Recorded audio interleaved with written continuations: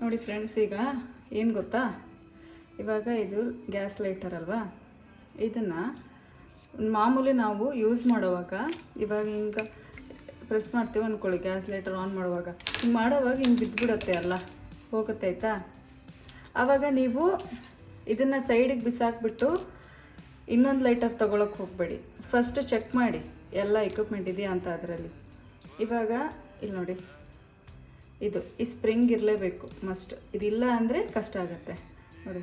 ಇದು ಹೀಗೆ. ಇವಾಗ ಏನು ಮಾಡಬೇಕು ಗೊತ್ತಾ, ನೋಡಿ ಈ ಸ್ಪ್ರಿಂಗ್ ಇದೆಯಲ್ಲ, ಇವಾಗ ಇದು ಹೇಗಾಗಬೇಕು ಅಂದರೆ ಈ ಸೈಡು ಈ ಹೋಲ್ ಒಳಗಡೆ ಹೋಗಬೇಕು, ಈ ಥರ ಹೀಗೆ ಹಾಕಬೇಕು. ಇದು ಮೇಲ್ಗಡೆ ಇರಬೇಕು. ಹಿಂಗೆ ಪ್ರೆಸ್ ಮಾಡಿದ್ರೆ ಹಿಂಗೆ ಈ ಥರ ಬರಬೇಕು, ಓಕೆನಾ.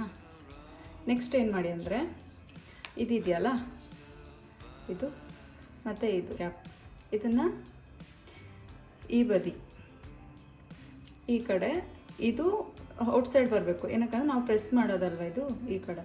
ಸೊ ಇದನ್ನು ಹಿಂಗೆ ಹಾಕಬೇಕು ನೋಡಿ, ಈ ಥರ ಹಿಂಗೆ ಒತ್ತಿದಾಗ ಇಲ್ಲಿ ಬರುತ್ತೆ, ಹಿಂಗೆ ಗೊತ್ತಾಯ್ತಾ. ಈಗ ಆಲ್ರೆಡಿ ಸ್ಪ್ರಿಂಗ್ ಇದು ಹಾಕಿಟ್ಟಿದ್ದೀವಲ್ಲ, ಇಲ್ಲಿ ಪ್ರೆಸ್ ಮಾಡಬೇಕು.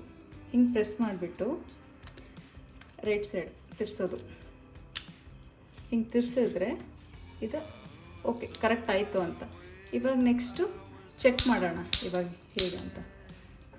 ಆನ್ ಮಾಡಿ ತೋರಿಸ್ತೀನಿ ನಿಮಗೆ. ನೋಡಿ ಈ ಥರ ಬರುತ್ತೆ.